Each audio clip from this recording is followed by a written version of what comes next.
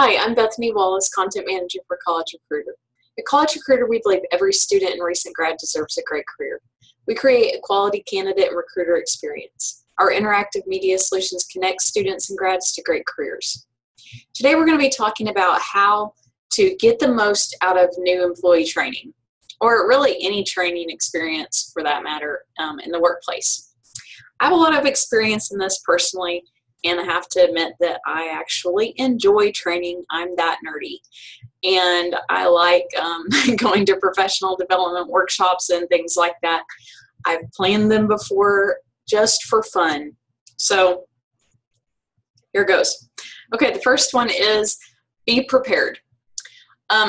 So the night before, you actually want to try to get some sleep just like you would if it was like a testing situation, because the worst thing you can do is if you know you have new employee training all day long is show up on about 4 or 5 hours of sleep, because when you're sitting in a chair most of the day or in front of it, let's say that you're doing training online, because that's pretty common now, you just don't want to be tired in that situation. You might be bombarded with information. Your mind will be getting worn out, so you don't want to be physically tired already. So be physically prepared and mentally prepared, and if you know what information you're going to be covering and it's a new topic, then go ahead and do a little research online beforehand so that you don't arrive feeling really like a deer in the headlights. The second tip that I have is to get involved. So don't be mindless. A mindless listener. Do some mindful listening and be an active participant. Make sure that you sit near the front and near the middle. Make sure that you really try to get engaged. So if there's a conversation or small group opportunity, don't just be that person sitting on the sidelines who volunteers to take notes just so you don't have to say anything, or who just listens rather than participates. If you have questions, actually ask questions. You'll probably get more out of it. You'll also stay more alert. The next thing I'd tell you is to try to be open-minded. So if you're covering information, when you look at the agenda, you're like, oh my gosh.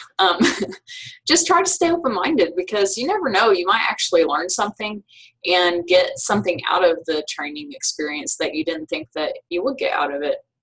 And I've gone to some meetings and workshops at work, at various places I've worked, and kind of honestly been dreading it a little bit because I had so much work to do that I felt like I was having to put off my work. But then when I went and tried to go with an open mind, I learned so much, and it was a totally new learning experience for me. And it made my work that I went back to more productive and enriched my career. So maybe that'll happen for you.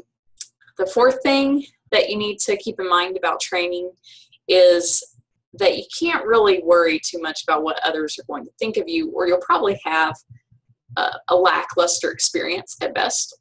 If you're the kind of person who doesn't want to sit in front because you don't want people looking at you, and you don't want to ever ask questions because you don't want to look stupid, and you don't want to make any comments because, again, you don't want anyone to think that you don't know what you're talking about, and you don't want to appear too controversial, and you're just really going to miss out on what it's all about. You're not really participating that way. You're just like a little mouse in the room, and I just don't think that you're going to really get as much out of it as if you really just jump in there and be part of it. And the only thing I can tell you is you're just going to have to convince yourself that what other people think doesn't matter. I think that it's more important for you to consider that training is for you. It's not about everyone else. It's really about what you're going to get out of it and what you can take back to perform your job better. And if you can take that attitude about it and that approach, then you'll probably care less what everyone thinks or whether or not they're looking at you, and chances are they're not. Then the last tip I'd give you is to set a goal to connect or network with at least one of the presenters. Like if you have a whole day of training and with multiple presenters, try to network with at least one of them and with at least 2 other participants. And this just helps you to kind of if you're not that into the content of all the presentations, it kind of gives you a side goal.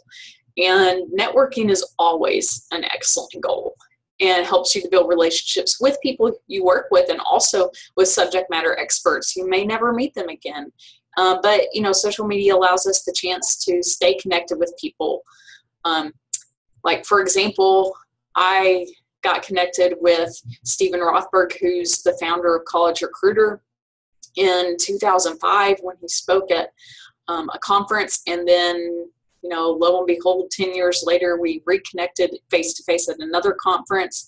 And through a series and turn of events, I ended up working for College Recruiter. So you just never know if you're really an active participant.